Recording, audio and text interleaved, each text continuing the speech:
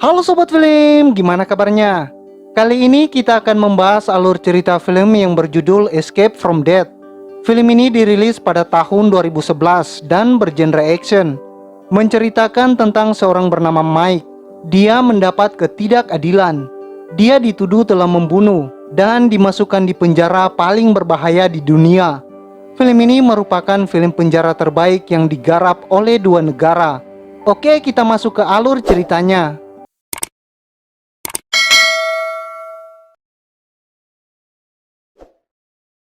Adegan diawali dengan seorang bernama Mike.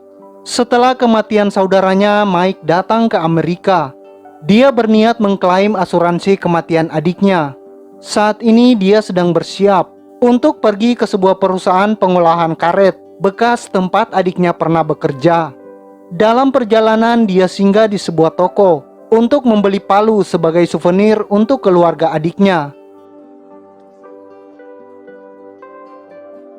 Tiba di perusahaan, dia dipanggil langsung, bertemu dengan Tuan Renda, pemilik perusahaan itu.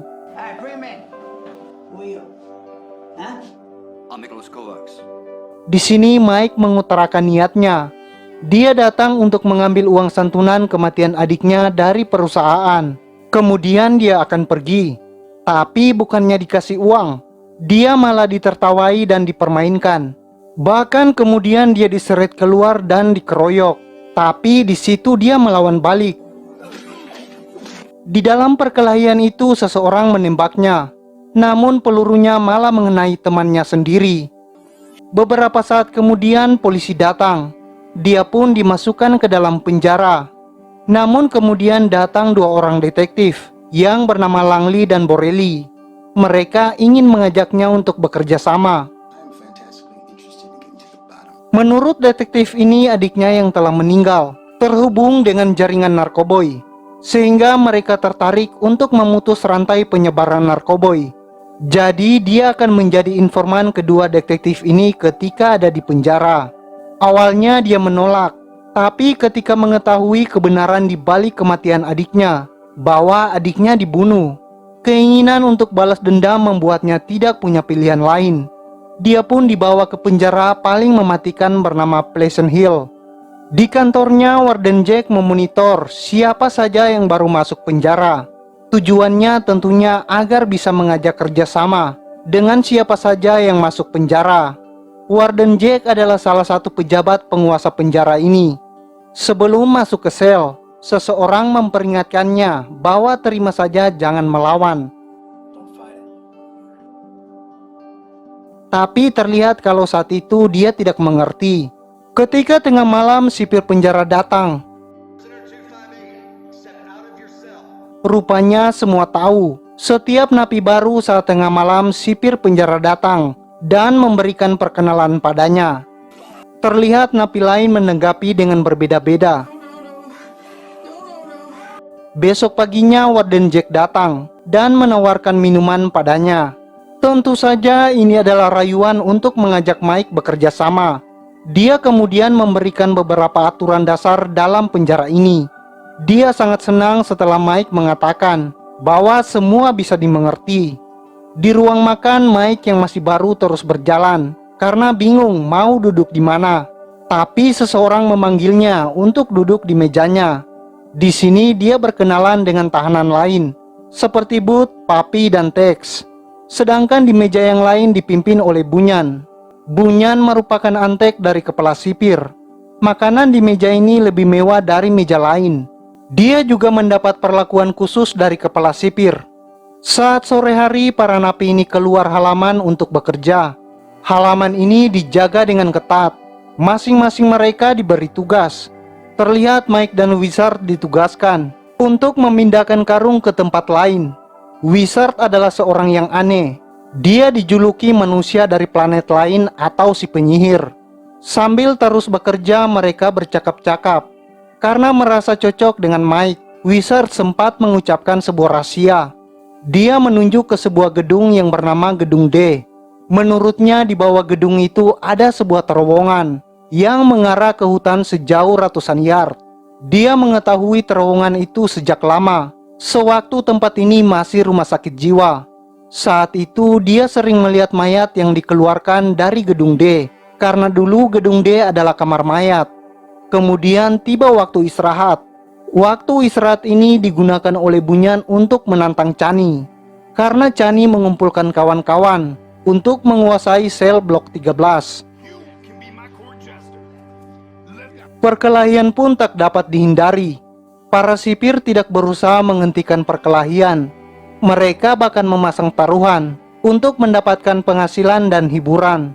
Sedangkan kepala sipir yang menonton dari atas mendapat 50% dari taruhan. Karena melihat bosnya hampir kalah, seorang tahanan langsung menusuk Chani dengan sikat gigi.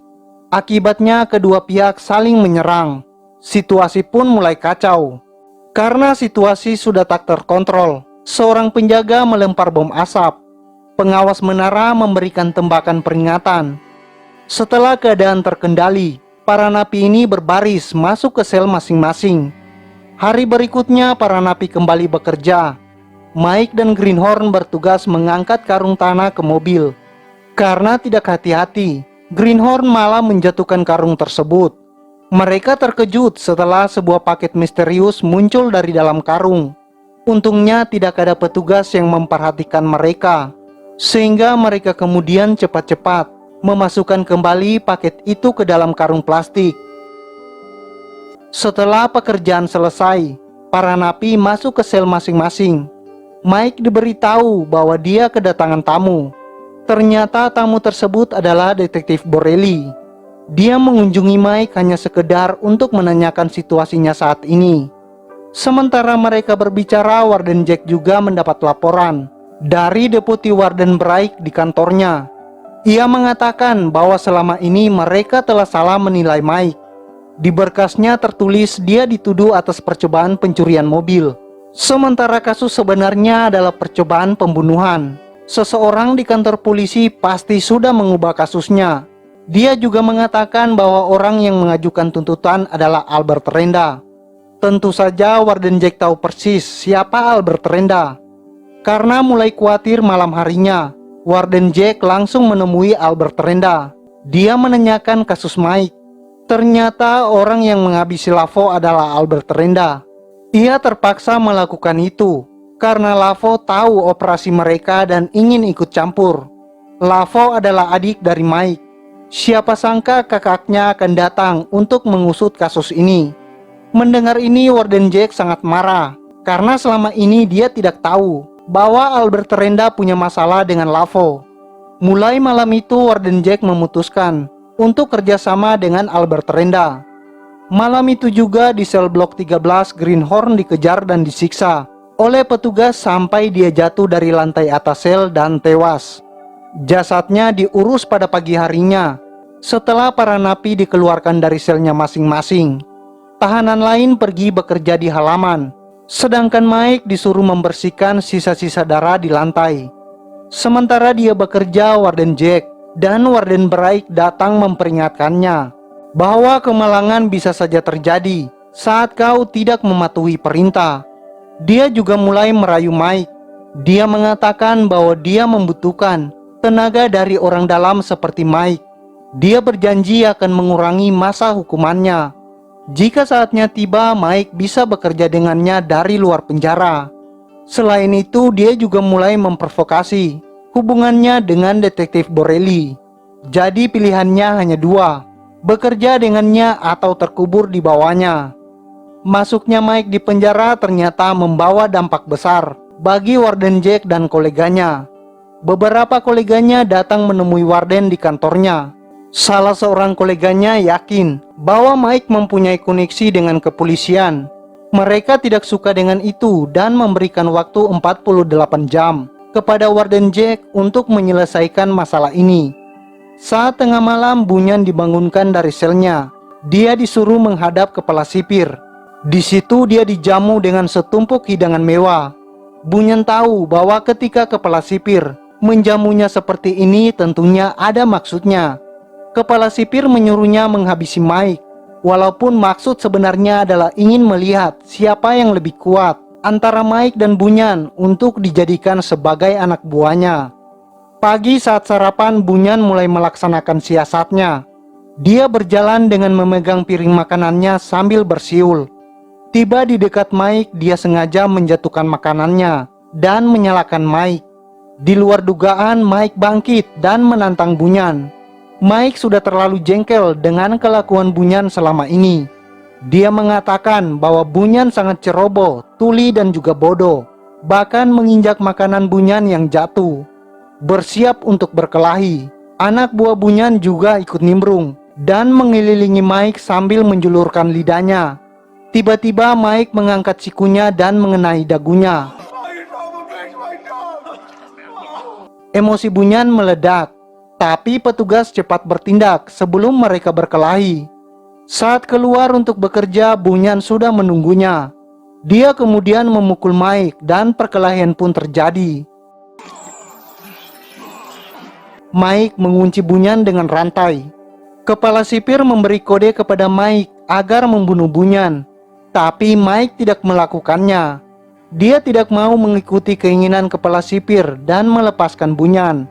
Akibatnya kepala sipir marah. Dia memerintahkan agar keduanya dibawa ke sel isolasi. Esok harinya saat di ruang makan, tiba-tiba Tex mengumumkan bahwa mereka akan melawan balik para petugas. Ide ini juga disetujui oleh Booth, kemudian disahuti oleh napi yang lain.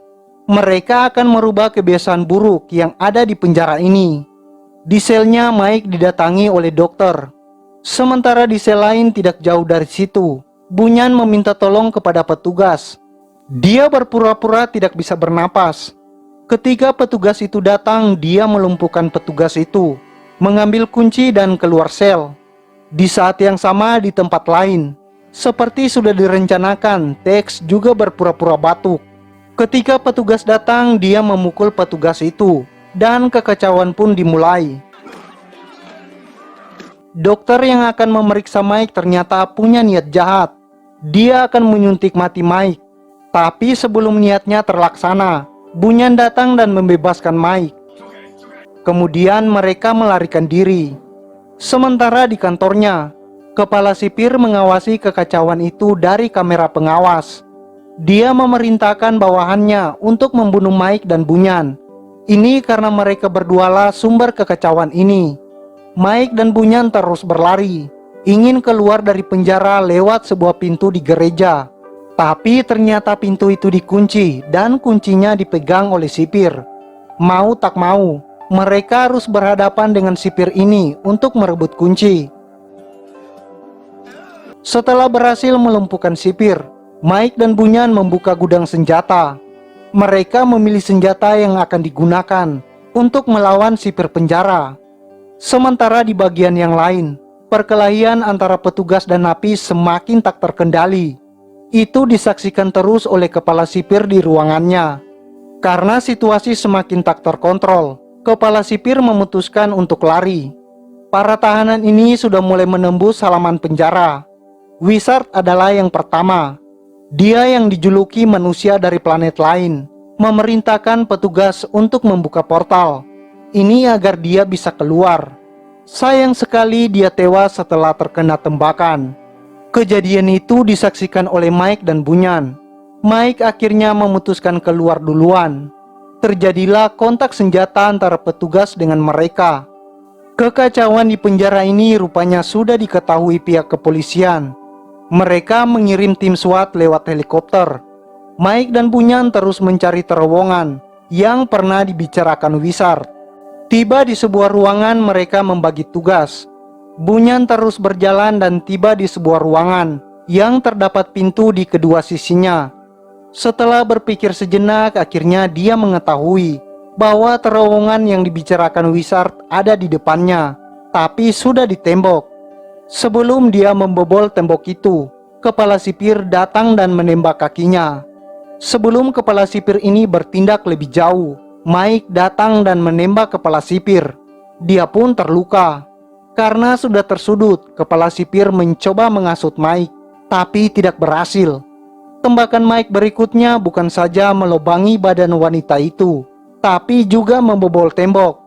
Suara ledakannya terdengar sampai di seluruh area penjara. Mereka kemudian menelusuri terowongan yang gelap sampai tiba di sebuah hutan di luar penjara. Sementara di dalam penjara, masuknya tim SWAT membuat keadaan berbalik. Sebagian tawanan tewas dan sebagian yang lain tertangkap.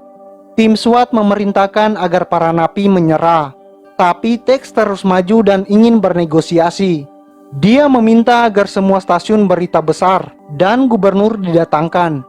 Dia ingin agar semua orang tahu tentang kegiatan ilegal di penjara ini. Mike dan Bunyan sudah tiba di hutan dan berpencar.